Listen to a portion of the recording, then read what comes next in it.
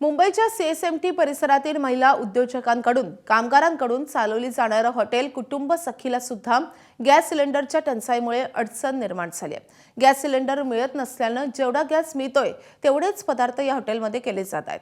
अधिवेशन सुरू असताना आझाद मैदानावर मोठ्या संख्येने आंदोलक येत असतात आणि चहा नाश्त्यासाठी या हॉटेलवर ते अवलंबून असतात।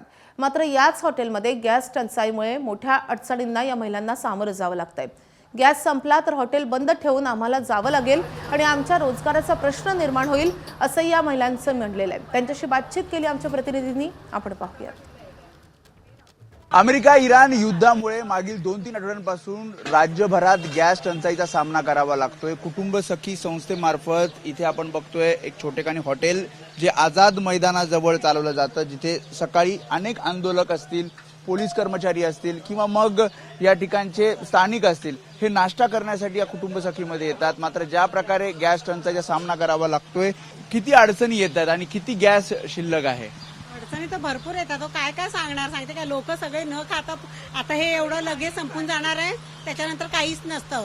2-3 वाजल्यापासून काही नाही, सगळे भांडी रिकामी असतात, काहीच नसतं विकायला। गॅसच नाही ना। आता गॅस किती आहे? पाव आहे फक्त, तेवढाच। आता हे एवढंच होणार आहे, बाकी नाही काय होणार आहे।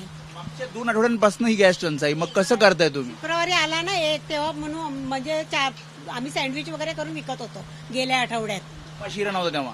काहीच नाही, पूर्ण आठवडा काहीच नाही, चहा नाही, काय नाही, फक्त सँडविच आणि हे करून विकत होतो। तर अधिवेशन सुरू आहे, आंदोलक मोठ्या संख्येने इथे येतात, नाश्ता करण्यासाठी येतात, मग त्यांना काय सांगताय तुम्ही? सांगा गॅसच नाहीये, आम्हाला वाटलं गॅस द्या आणून, पाहिजे तर कोणाकडून तरी, मग आम्ही करून तुम्हाला देऊ खायला। सगळे म्हणतात अरे काय काहीच नाही, इकडे नाही तिकडे, म्हटलं करणार काय, गॅसच नाही ना। कॅमेरामॅन अनिल संगारेसह मी वेदांत नाईक, एबीपी माझा, मुंबई।